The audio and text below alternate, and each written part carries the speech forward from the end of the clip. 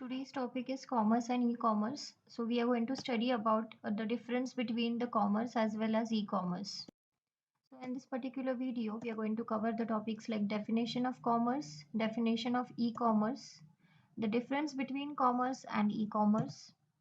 Also, we'll study about the history of e-commerce, advantages of e-commerce,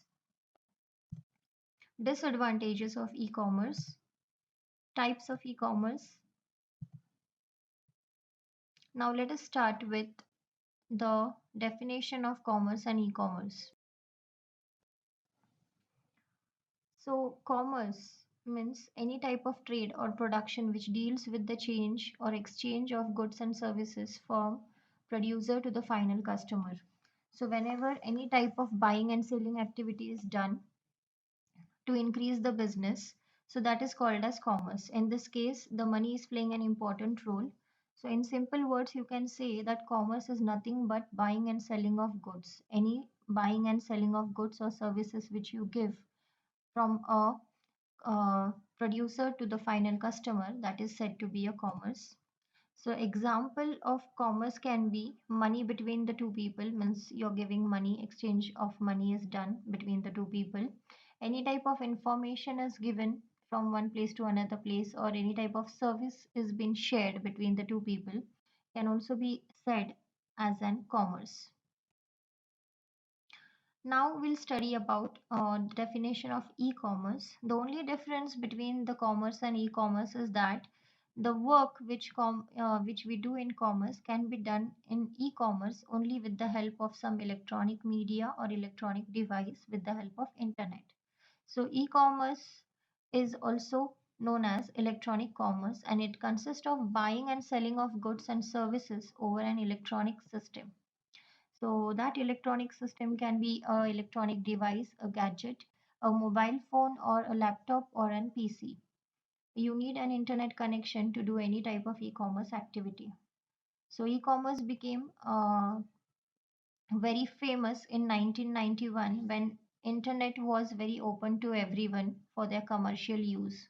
So thousands of business right now are taking thousands and crores of business are being taking emerging steps in the e-commerce in the form of websites.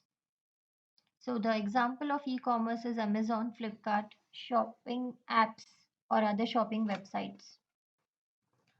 Now we'll study about the difference between commerce and e-commerce in more detail. So the difference between commerce is that any type of purchasing which you do, any type of product purchasing which you do, you have to go on that particular place and you have to purchase the product. You can take the feel of the product, you can check the quality, you can check the color of that product. But in the case of e-commerce, you have a limitation. You cannot visit to that place, you cannot touch the product, you cannot feel the product, and you can just see the images and description about the product, and on that basis you have to purchase that particular product. So in the case of commerce, you have a limitation that physically the shops are opened only for some specific hours. You cannot go and purchase anything in the midnight or in night. But in the case of e-commerce, the shopping websites online, they are open 24 by 7, and you can purchase any online product at any time in day or night. So the extent of commerce is at a local level. If your particular shop is present in some area, then you have the customer of that particular area or of that particular city. But in the case of e-commerce, the extent of your business is totally global. You can do any type of shopping from your place, or you can do international shopping also. So commerce can also make the production including process including procurement, ordering, automate stock, replacement and payment. So all these things can be done in the commerce also, and this can be done in the e-commerce section also, but only the thing is that it is done electronically.